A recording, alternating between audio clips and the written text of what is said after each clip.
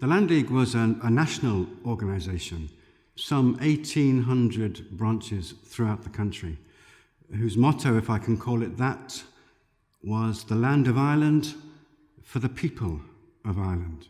Important on so many levels. For 1870, for example, just 3% of Irish farmers owned their own land.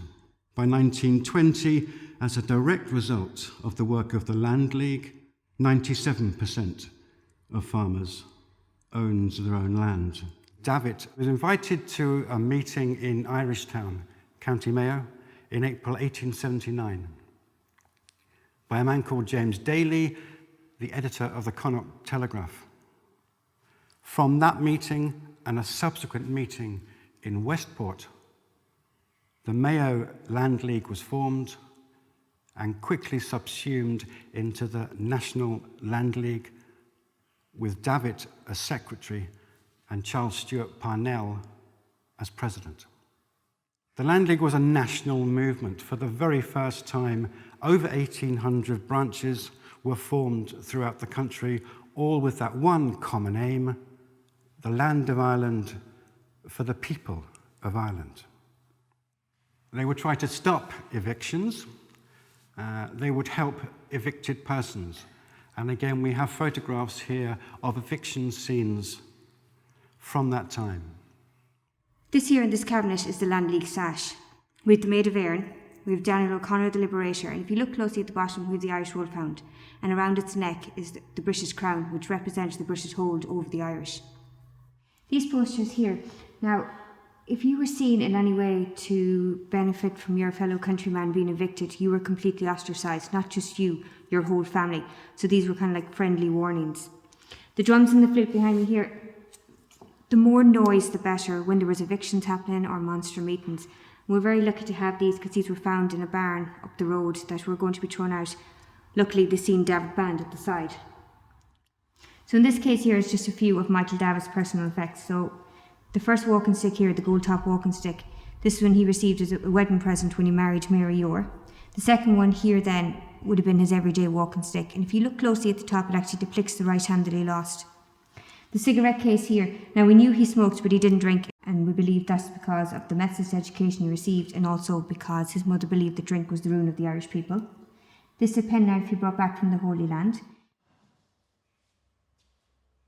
This menu here is from the centenary of his birth that was held outside, and Eamon de Valera signed it. The GAA plate is to commemorate his involvement with the GAA, and then this here is just an example of his handwriting in the year that he died in 1906. During 1880, the government of the time were processing what they called a coercion bill. A coercion bill was one designed to make the organisation illegal. Michael knew that, the whole leadership knew that.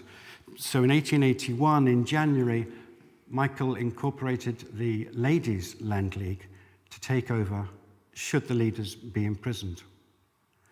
That happened. The Ladies' Land League took over, chaired by Anna Parnell, one of Parnell's sisters.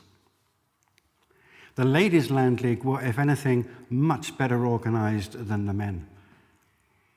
For example, they would organise huts to be built, huts they sourced from Dublin, and they would send to the evicted families so they could immediately be housed.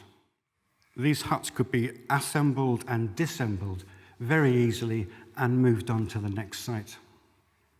The ladies also attended Land League evictions, and they helped with providing food for the families, for the evictees, and indeed for the prisoners. The leaders were duly arrested, and in 1882, Charles Stewart Parnell signed what we now know is called the Kilmainham Treaty. That effectively finished the land war, not on terms that would have suited Michael Davitt particularly, and not on terms that would have suited Anna Parnell. Indeed, we now know that Anna Parnell and Charles fell out very badly over that episode and hardly spoke again.